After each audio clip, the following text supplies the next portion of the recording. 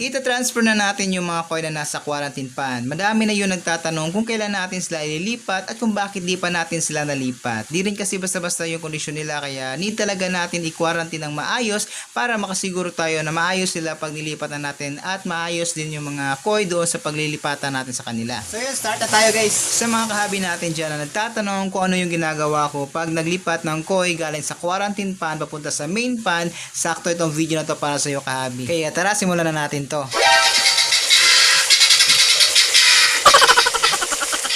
Yo, what's up guys? Another day, another fish video na naman po tayo. At sa video na to, tara samahan nyo ko dahil ililipat natin yung mga coin na nasa quarantine pan papunta dito sa ating main pan. At alam ko, ito na yung pinakaintay nyo at pinakaintay natin na makita sila na lumalangoy dito sa ating main pan. So, ayun ang panginaantay natin. Samahan nyo ko mga kahabi.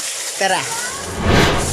So ito mga kahabi, pakita ko sa inyo yung mga prepare natin sa gagawin natin pag-transfer ng mga coin natin na nasa quarantine pan papunta dito sa ating main pan. So ito, meron tayo ditong styrofoam na dito natin ginagawa yung pag-soak bath at dito rin natin gagawin ngayon yung ito, protocol po siya pag nagta-transfer tayo ng koi or bago po natin ilagay sa quarantine pan, mag-PP ba tayo or itong potassium permanganate para matanggal yung bacteria at saka parasite ng mga koi natin. So ito, before and after ng quarantine, gagamit tayo nitong PP. So ito, meron tayong malaking tab dito. At ayan, nakapa-water change pa nga tayo ngayong araw kasi kagabi natanggal yung pipe na yan. Tapos naging 30% yung nabawas sa tubig natin. Kaya ito, nagdagdag tayo ng tubig kaya may hose pa dito. So ayan, kaya medyo malabo pa yung tubig natin kasi 30% yung nilagay natin. So ngayon ito yung mga coin natin dito. Ito yung Benigoy, yung ating sangke. Ayan, parang magkasing laki lang. Nasa mga 70 cm, 74 cm tong tangke. Magkasing size lang sila nitong Benigoy.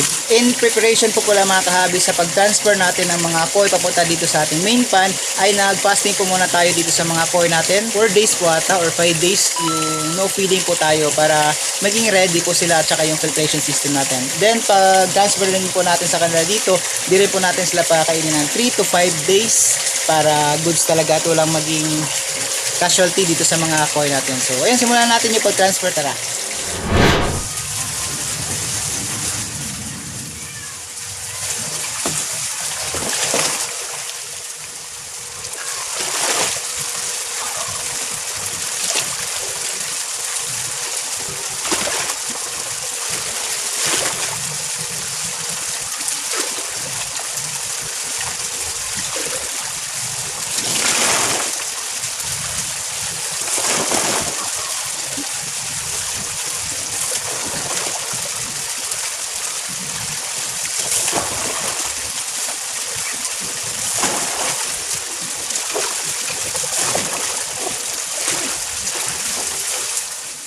So ayan guys, maglalagay tayo nitong PP or potassium permanganate.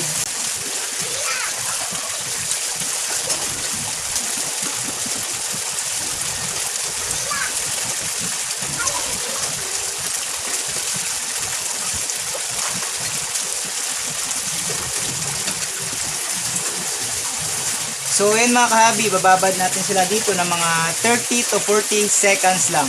So ayan, ito na yung PP bath. Tapos pagkatapos dyan, lalagay natin dito at yun, ito-transfer natin dito sa main pan. So yun, start na tayo guys.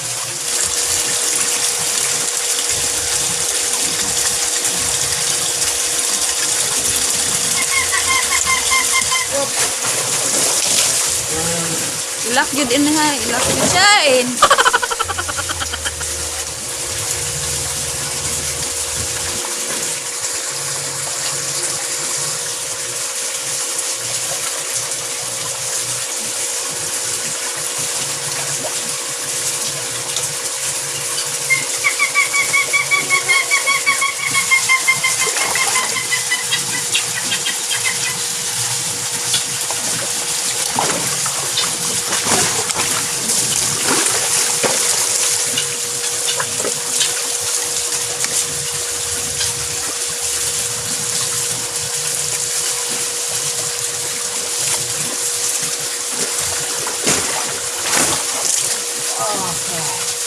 So yun, yung sangke naman.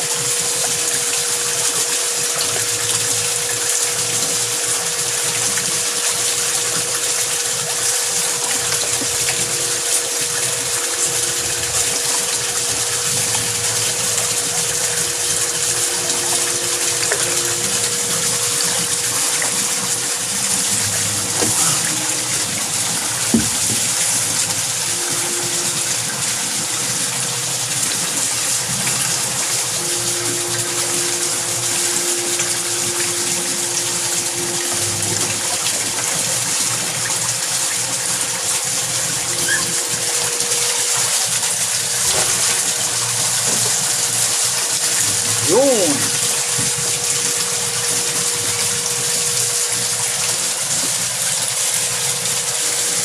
Pao nga itong sama. Para makita ba? So yun guys, sa-transfer natin yung dalawang coin natin. At wala namang aksidente nangyari guys. Papatayin muna natin yung aerator para makita niya. Pero medyo cloudy pa yung tubig kasi dagdag pa lang natin ito ng mga 30%. So ito, pakita ko sa inyo. Ayun. Para mas kasing So shoutout kay pare ko Simon. Ito na yung pinakaantay niyo sir. Ito na yung sangke oh. Lumalangoy na. Tapos yung Benigoy. Palagi kasi nagtatanong sa atin si Sir Simon kung kumusta na itong kanyang sangke dito. Yan, ito na po sir. Okay.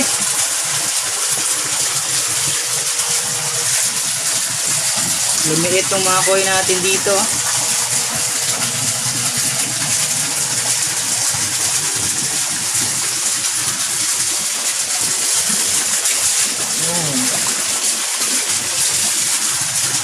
Tapos yung Benigoy na may ayan, ito lumalangoy na. Babawi na lang tayo sa body nito kasi dito natin napakain ng sapat dito sa quarantine pan kasi kina-quarantine nga siya. Paandarin muna natin itong erasure natin. Oops! Itong usasad. Kana. Ayun.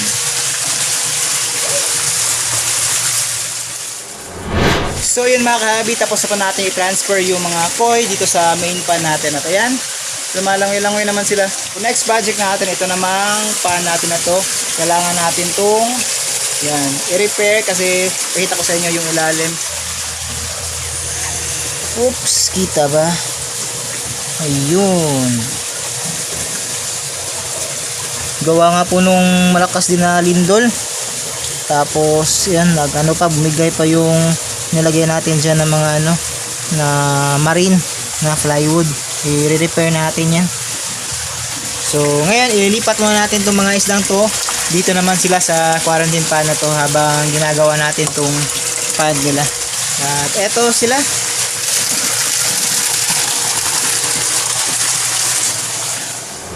So ayan mga kahabi, update ko lang po pala kayo dito sa area natin ito ng mga balloon molly at saka mga gapi natin. Tatanggalin na po natin to lahat dito. Meron pa tayong mga gapi dito. Sinong may gusto nito?